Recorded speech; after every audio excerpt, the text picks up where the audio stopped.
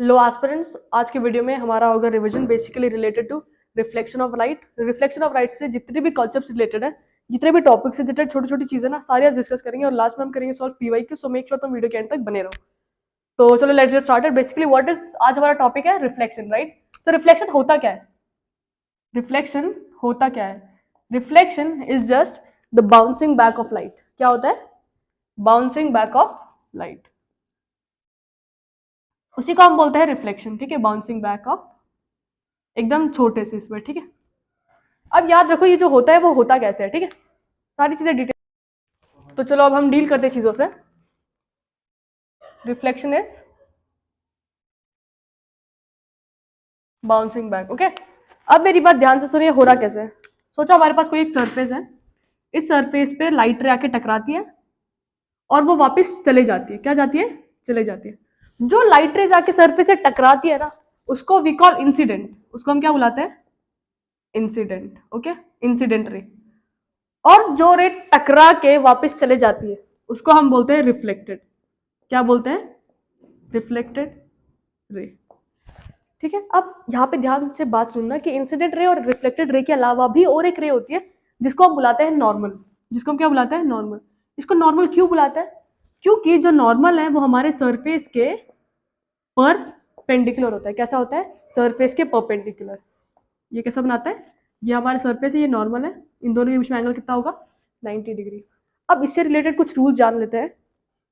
याद रखना, जो एंगल ऑफ इंसिडेंस है, angle of incidence, angle of incidence वो एंगल है जो नॉर्मल और इंसिडेंट रे के बीच में बनता है। नॉर्मल, ये हमारा क्या है? नॉर्मल है, राइट। तो नॉर्मल और जो इंसिडेंट रे के बीच में एंगल बनेगा ना, उसको हम बुलाते हैं incident, sorry incident, angle of incidence. और वैसे ही जो नॉर्मल और रिफ्लेक्टेड रे के बीच में एंगल बनता है उसे हम बुलाते हैं एंगल ऑफ रिफ्लेक्शन। ओके, तो इसको हम डिनोट करते हैं एंगल आई से, और इसको भी डिनोटेड बाय एंगल आर। तो याद रखना the first property, that is angle I is equal to angle R. That means the angle of incidence is equal to angle of reflection. या सिंपल वर्ड्स में, जो एंगल नॉर्मल और incident ray के बीच में बनता है दैट इज सेम एज जो angle normal और रिफ्लेक्टेड रे के बीच में बनता है।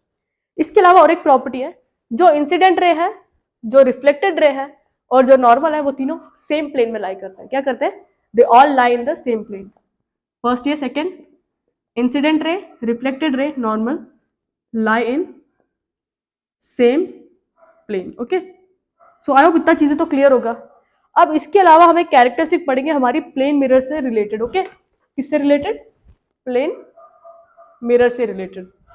अब मेरी बात सुनो, ये कैसे होगा हमारा, इतना तो क्लियर है, सबने लिख लिया होगा, राइट। अब देखो, जो प्लेन मिरर होती है ना, प्लेन मिरर से रिलेटेड कुछ कैरेक्टरिस्टिक जो टेस्ट में भी पूछी जाती है। अब याद रखना, जो प्लेन मिरर है वो उसकी बेसिकली 4 कैरेक्टरिस्टिक है। जो हमारा ऑब्जेक्टिव साइज होता है ना, that is same as image size. तो फर्स्ट प्रॉपर्टी इज, तुमने खुद को कभी छोटा देखा है प्लेन मिरर में? नहीं, राइट। सो जो ऑब्जेक्ट साइज होती है ना, वो हमारे इमेज साइज के इक्वल होती है। तुम चाहे बॉटल ले लो, बॉटल छोटी नहीं होती, राइट। जिस साइज की बॉटल होती है उसी साइज की मिरर में भी दिखती है। जिस साइज के तुम होते हो उस साइज के तुम ही दिखते हो, राइट, मिरर में। तो object size is equal to image size.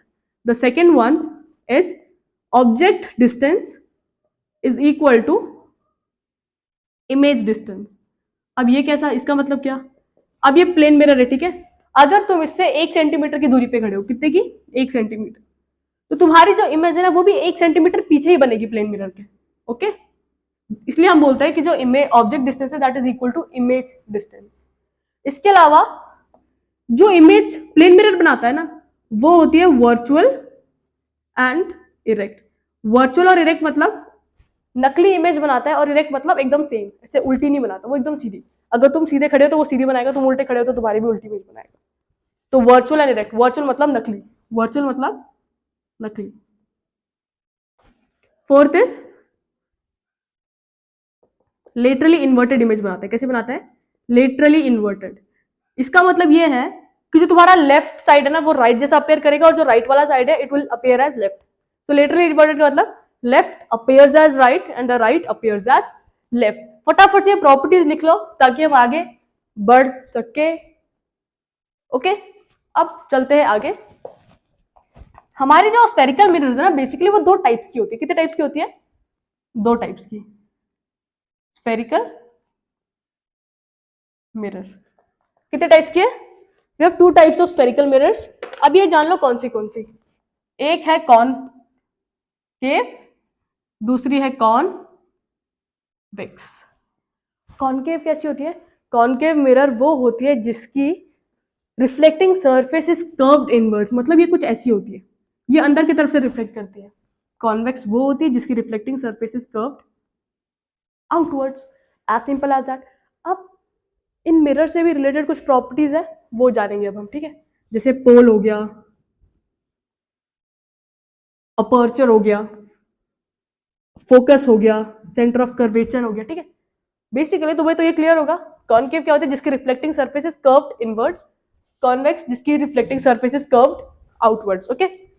अब हम सिर्फ बेसिकली कुछ प्रॉपर्टीज डील करेंगे इससे रिलेटेड, और उसके बाद हम आगे बढ़ेंगे इनकी कैरेक्टरिस्टिक्स के ऊपर, ओके। अब देखो, ये हमारा मिरर है, राइट। अब मिरर का जो सेंटर होता है ना, मिरर का जो सेंटर होता है उसको हम बोलते हैं pole. The centre of the reflecting surface is known as pole, denoted by P, okay. अब मेरी बात ध्यान से सुनो, तुम्हारा ये जो स्फेरिकल मिरर है ना, वो कोई एक सर्कल से निकला होता है, कोई एक सर्कल से निकला होता है। क्या होता है? कोई एक सर्कल से निकला होता है। अब इस सर्कल का एक सेंटर तो होगा ही होगा, और इस सर्कल के सेंटर को स्फेरिकल मिरर के केस में we call centre of curvature. ये जो मिरर है वो कहां से आया? एक इसके पार्ट से आया हुआ है, सोचो इस पार्ट में से निकला है। अगर ये सर्कल है तो सर्कल का सेंटर भी होगा, अगर सर्कल का सेंटर है तो वो मिरर के केस में सेंटर ऑफ कर्वेचर बन जाता है। क्या बन जाता है? Centre of curvature, okay. अब मेरी बात सुनो, फोकस क्या होता है? फोकस तुम्हारा वो पॉइंट होता है जहां से जो भी रेज आती है, इन्फिनिटी से जो भी रेज आ रही है ना, वो इस एक पॉइंट पे मीट करती है, और उस पॉइंट का नाम होता है फोकस, ओके। और एक चीज है, that is the distance between focus and pole. The distance between focus and pole is known as focal length. Pole और फोकस के बीच में वाला लेंथ को वी कॉल फोकस। अब हमने क्या देखा था? सी वॉज सेंटर, राइट। सेंटर किसका? सर्कल का, और इधर एक स्पेशल नाम लिया that is centre of curvature. But centre of curvature से डर मत जाना, इट इज जस्ट सेंटर एक सर्कल का। अगर ये एक सेंटर है सर्कल का, तो इस डिस्टेंस को हम क्या बुलाएंगे? रेडियस बुलाएंगे, राइट। तो ये डिस्टेंस क्या हो गया? आर। और याद रखना relation between R and F, R is equal to twice of F. Question आते हैं इस फॉर्मूले पे बेस्ड, बहुत इजी सा फॉर्मूला है, बट क्वेश्चन आते हैं इस पे भी। अगर रेडियस 30 है तो फोकल लेंथ कितना होगा? 15।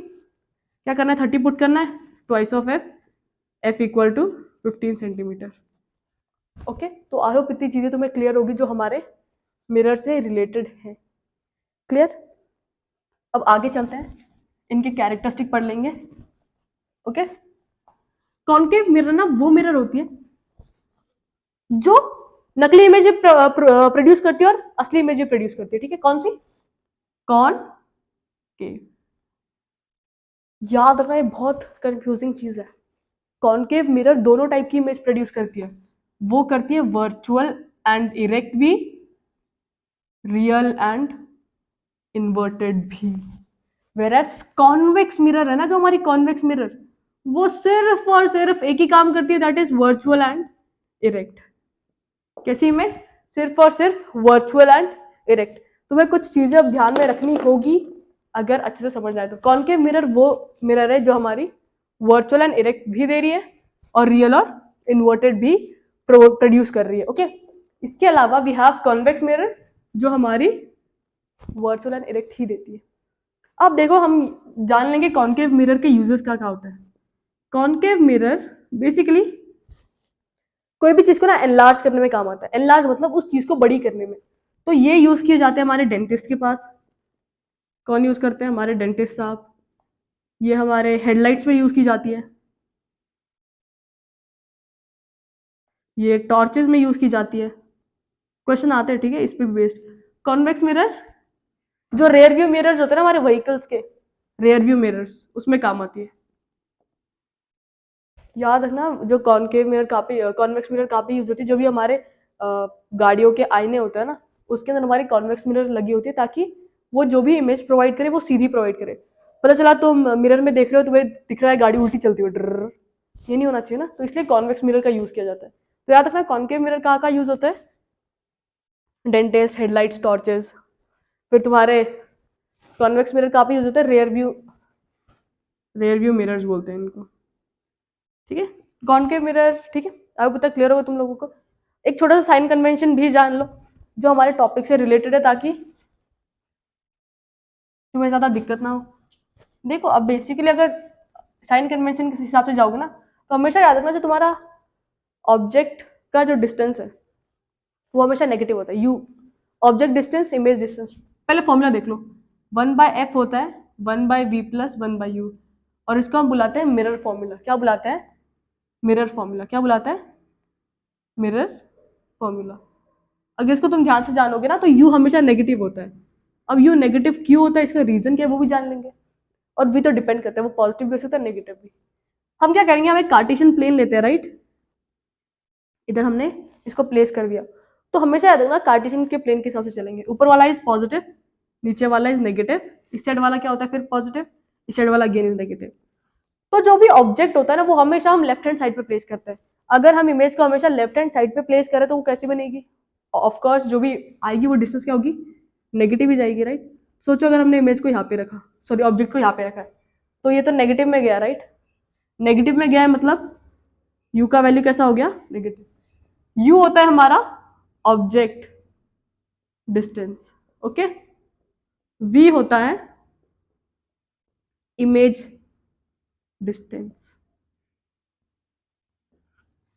और यहाँ पे देखो जो ऑब्जेक्ट है वो हमारे ये जो है इसके ऊपर, राइट, इसके ऊपर है मतलब कैसी होगी, पॉजिटिव। तो हमेशा याद रखना जो ऑब्जेक्ट की हाइट होती है that is positive. Object height is always positive. But अब देखो हमने सोचा यहाँ पे रखा और वो कुछ आके यहाँ पे बन रही है, तो देखो इस केस में हाइट सीधी थी, इस केस में उल्टी होगी, तो हाइट कैसी होगी इस केस में, नेगेटिव। और वापस ये पीछे बन रही है तो इस केस में वी भी क्या हो जाएगा, नेगेटिव, ओके। अब मेरी बात ध्यान से सुनो, इसके अंदर कुछ रूल्स है, ये तो बेसिकली तुम पढ़ोगे तो तुम्हें क्लियर होंगे ऑलमोस्ट, राइट। मैग्निफिकेशन से रिलेटेड चीज़ें, अगर मैग्निफिकेशन 1 आता है, मैग्निफिकेशन 1 मतलब जो इमेज है that is same as object, object height is equal to image height. But अगर मैग्निफिकेशन नेगेटिव आता है इसका मतलब जो इमेज है that is real and inverted. और अगर मैग्निफिकेशन प्लस आता है that means virtual and erect, okay. तो ये कुछ चीज़ें थी छोटी मोटी जो हमारे रिफ्लेक्शन वाले टॉपिक से बेस्ड थी। आई होप तुम्हें आज का टॉपिक क्लियर होगा और कुछ बारीकी बारीकी वाले चीज़ वो भी क्लियर होगी। Hope you like the video guys, अच्छे से प्रिपरेशन करते रहो।